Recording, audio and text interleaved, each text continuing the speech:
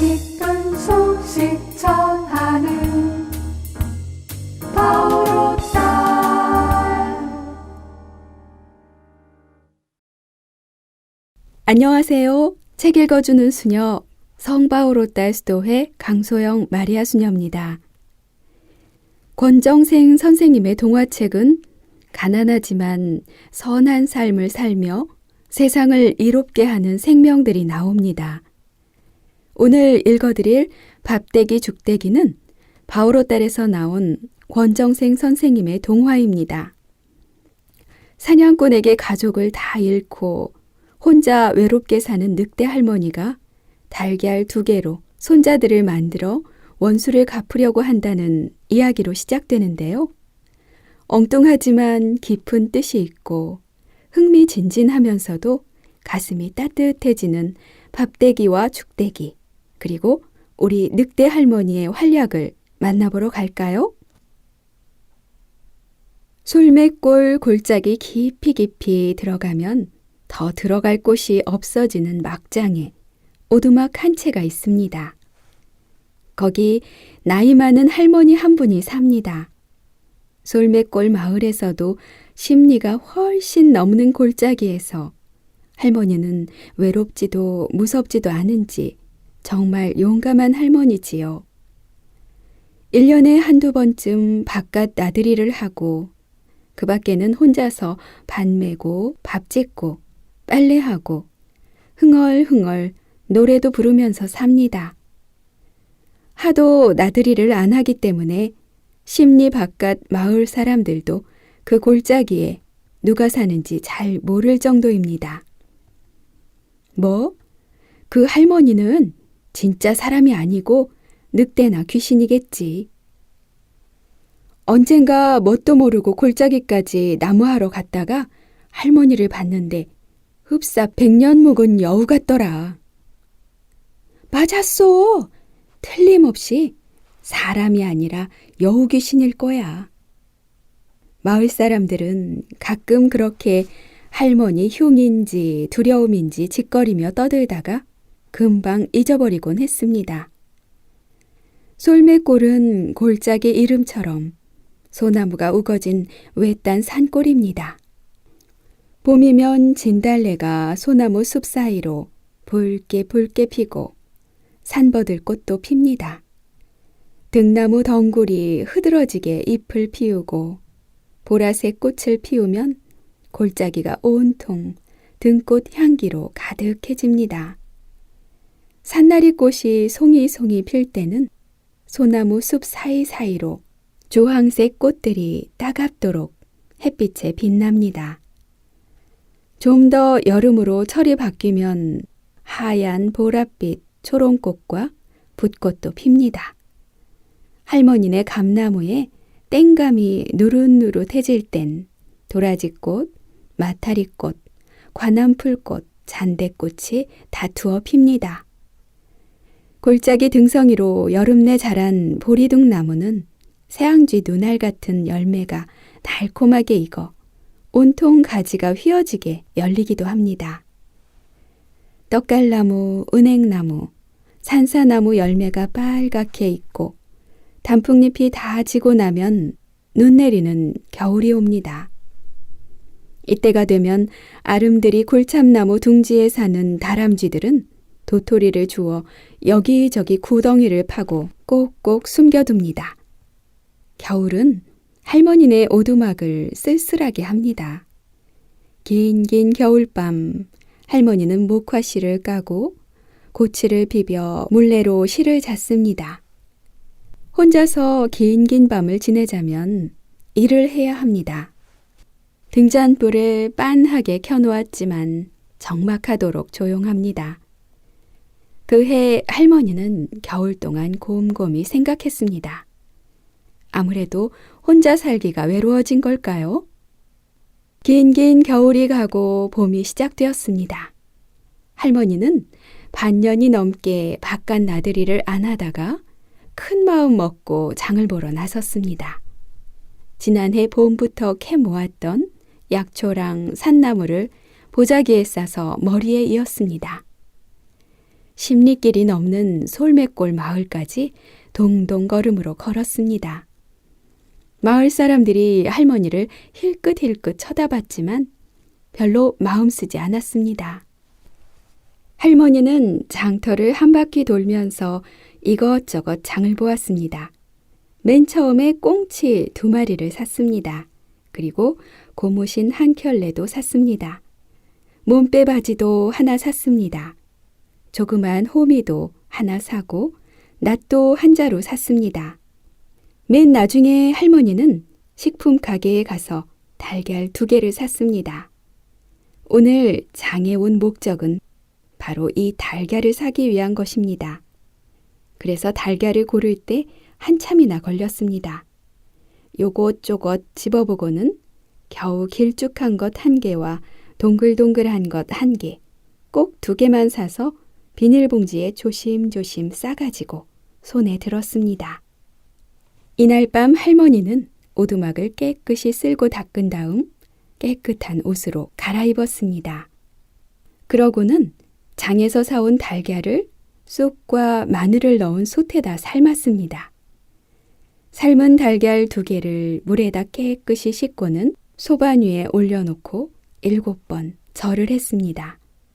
그러고는 달걀 2개를 정성스럽게 3배 헝겊에 잘 싸서 할머니가 똥을 누는 뒷간 똥통에 담갔습니다.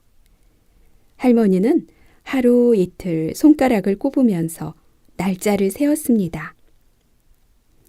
한 달이 지나자 산에는 산사꽃이랑 등어리꽃이 다투어 피어났습니다. 할머니는 똥통에 담가두었던 달걀을 건져내어 깨끗이 씻은 다음 흐르는 맑은 물에 또 한 달을 담갔습니다. 찔레꽃이 피고 자귀꽃, 치자나무꽃이 피었습니다. 할머니는 개울에 담가두었던 달걀을 이번에는 양지 쪽 등꽃나무 밑에다 땅을 파고 묻었습니다. 사방에서 꽃향기가 풍기는 산자락이었습니다. 한 달이 또 지났습니다. 할머니는 달걀을 꺼내어 다시 티 하나 없이 깨끗이 닦았습니다. 그러고는 질경이 씨앗으로 짠 기름을 담은 접시에다 얹어놓고 열흘을 지냈습니다. 이제 기다리던 100일이 다 되었습니다. 이날 밤 할머니는 깨끗한 옷으로 갈아입고 메모시도 단정히 했습니다. 할머니는 소반에다 달걀 접시를 올려놓고 또 7번 절을 했습니다. 그러고는 조심스레 질경이 씨앗에다 불을 붙였습니다. 빠지직 빠지직 기름불이 타기 시작하더니 파르스름한 불꽃이 되어 달걀 2개를 감싸고 타올랐습니다. 할머니는 눈을 감고 2 손을 싹싹 비비며 자꾸자꾸 빌었습니다. 한참이 지났습니다. 갑자기 푸른 불꽃 속에서 펑 하는 소리와 함께 뭉게구름같이 방 안 가득 연기가 들어찼습니다. 아름다운 꽃향기가 사방에서 퍼져 올랐습니다. 할머니가 눈을 떠보니 눈앞에 벌거숭이 예쁜 아이 2이 서 있었습니다. 아이고, 성공이다. 할머니는 너무도 기뻐서 앉은 채 벌떡 뛰어올랐습니다. 그동안 가슴을 졸이며 온 정성을 다했기 때문이지요. 그런데 좀 이상하다. 할머니는 벌거숭이 아이들을 찬찬히 훑어보았습니다. 하나는 얼굴이 동글동글하고 키가 좀 작은 머스마였고 하나는 얼굴이 길쭉하고 키가 좀 큰 머스마였습니다. 에그, 둘 다 고추가 달렸네. 하나는 여자애여야 하는데. 결국 할머니는 반은 실패를 한 것입니다. 머스마 하나와 계집애 하나 한 쌍이어야 하는데 둘 다 남자애였으니까요. 할 수 없지 뭐. 할머니는 달걀을 고를 때 겉모양만 가지고 남자와 여자로 잘못 안 것이었어요. 할머니는 서 있는 아이들의 배꼽을 차례로 간지렸습니다. 헤헤헤헤헤 헤헤헤헤. 둘 다 손으로 배꼽을 가리며 웃었습니다. 자, 내 이름은 밥대기다. 왼쪽에 서 있는 얼굴이 동글동글한 머스마를 가리키며 말했습니다. 너는 죽대기다. 오른쪽에 서 있는 애한테 말했습니다. 너희는 내가 100일 동안 정성을 들여 낳은 내 손자들이다. 그러니 오늘부터 나하고 같이 살고 내 말을 잘 듣는 착한 애들이 되어야 한다. 자, 내 무릎 위에 앉아보아라. 밥대기 죽대기가 할머니 무릎에 앉았습니다. 할머니는 둘의 머리를 쓰다듬으며 다시 말을 이었습니다. 이 할미는 본래 늑대였는데 사람들이 우리 영감이랑 자식들을 모두 총을 쏘아 잡아가 버려 혼자가 되었단다. 그래서 그때도 100일 동안 기도를 해서 사람으로 둔갑을 한 거다. 이 골짜기에서 살아온 지 50년이 넘었다. 밥대기 죽대기는 말없이 듣고만 있었습니다. 그동안 눈물도 많이 흘리고 한숨도 많이 쉬었지. 이놈의 원수를 어떻게 갚을까 혼자서 애썼지만 아무것도 못했구나. 그래서 생각 끝에 너희를 만든 거야. 밥대기 죽대기, 너희는 내 손자들이니 이 할미 원수를 갚아주겠지? 예, 예. 밥대기 죽대기는 가슴이 두근거리면서 겁이 났지만 가까스로 대답했습니다. 대답이 시원찮구나. 예, 예. 밥대기 죽대기는 큰 소리로 한 번 더 대답했습니다. 너희를 만드느라고 내가 얼마나 힘이 들었는지 아느냐? 마늘하고 쑥하고 함께 솥에 넣어 삶아가지고 엄마야! 죽대기가 소리를 질렀습니다. 왜 그러냐? 솥에 삶으면 죽잖아요. 그래, 맞다. 너희는 죽었다 깨어난 귀신이다. 정확히 말해서 달걀 귀신인 거지. 아이, 구머니. 이번에는 밥대기가 놀라 소리쳤습니다. 좀 더 듣거라. 그렇게 삶은 달걀을 똥통에 한 달 동안 담갔다가 건져냈지. 왜 하필이면 똥통에 담가두었어요? 모든 목숨은 모름지기 가장 밑바닥에서 엉망진창으로 견뎌봐야 한다.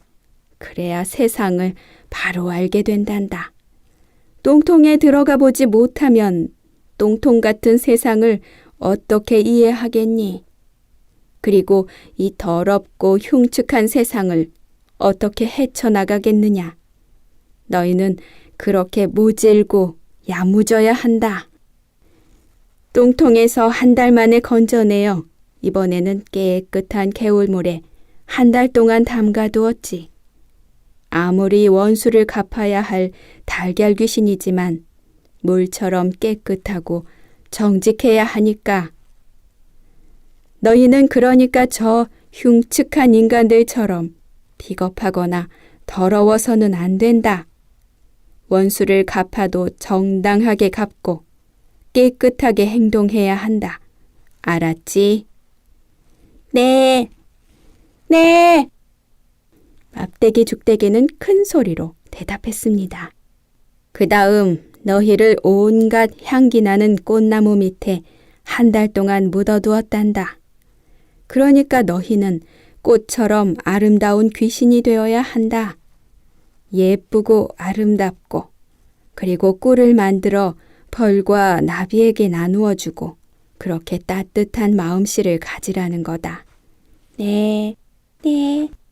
원수를 갚는 일도 중요하지만 그걸로 다 끝장내면, 그걸로 다 끝낸다면 세상은 어찌 되겠니? 서로 원수가 되어 싸우게 되면 결국 세상은 망하고 만단다. 그러니 너희는 원수를 갚되 아름답게 깨끗하게 갚는 거야. 밥대기 죽대기는 머리가 뱅뱅 돌 만큼 어지러웠습니다. 밥대기 죽대기는 조금 전에 세상에 태어났고 이제 겨우 7살쯤 되는 꼬마들입니다. 앞으로 이 늑대 할머니 말씀을 어떻게 따르면서 살아갈지 막막해집니다. 할머니는 혼자 살 때는 하루 종일 말 한마디 안 하고 살았는데 밥대기 죽대기가 태어나고부터 아주 잔소리꾼이 되어버렸습니다. 아침에 조금만 늦게 일어나도 부엌에서 부지깽이를 들고 가서 방바닥을 내리치며 고함을 칩니다. 이 녀석들아! 동쪽에서 해가 솟아도 여태 자냐? 밥대기 죽대기는 놀라 벌떡벌떡 일어납니다. 그래, 이불에 오줌은 안 쌌냐? 안 쌌어요. 자면서 방귀 뀌지 마라. 이불에서 똥냄새 난다. 방귀도 안 뀌었어요. 잠든 것들이 방귀 뀌었는지 안 뀌었는지 어떻게 알아? 할머니는 이불에 코를 대고 냄새를 맡아봅니다. 밥대기 죽대기는 개울에 나가 세수를 하고 운동을 했습니다. 원수를 갚기 위해서는 힘도 기르고 싸움하는 요령도 배워야 한다고 할머니가 아주 고된 훈련을 시키는 것입니다. 산 꼭대기까지 달려 올라갔다가 달려 내려오고 언덕에서 대굴대굴 굴러 내려오고 웬만한 소나무는 휙휙 날아서 넘고 물구나무 서기도 했습니다.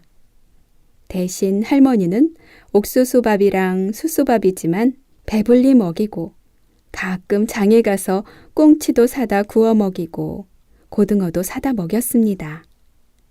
그런데도 밥대기 죽대기는 한 달이 지나고 2달이 지나도 조금도 더 자라지 않았습니다. 왜냐하면 밥대기 죽대기는 진짜 사람이 아니고 달걀 귀신이니까요. 할머니도 역시 이 솔매골 골짜기에서 50년이 넘게 살았지만 그때나 지금이나 더 이상 늙지 않았습니다. 둔갑한 늑대였기 때문입니다. 밥대기가 할머니한테 물었습니다. 할머니, 우리는 왜 키가 안 자라는 거예요? 너희는 사람이 아니라 달걀 귀신이라고 했잖니?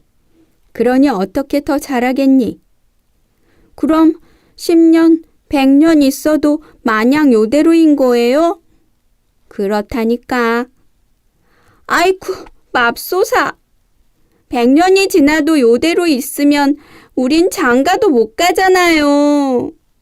이번에는 죽대기가 물었습니다. 아이고, 맙소사. 100년이 지나도 요대로 있다면 우린 장가도 못 가잖아요. 아이쿠, 조망만한 게 별소리 다 하는군. 내가 너희를 만든 건 어디까지나 내 원수를 갚기 위해 너희 힘을 얻으려 한 거지. 키워가지고 장가 보내고 시집 보내려고 한 줄 아니?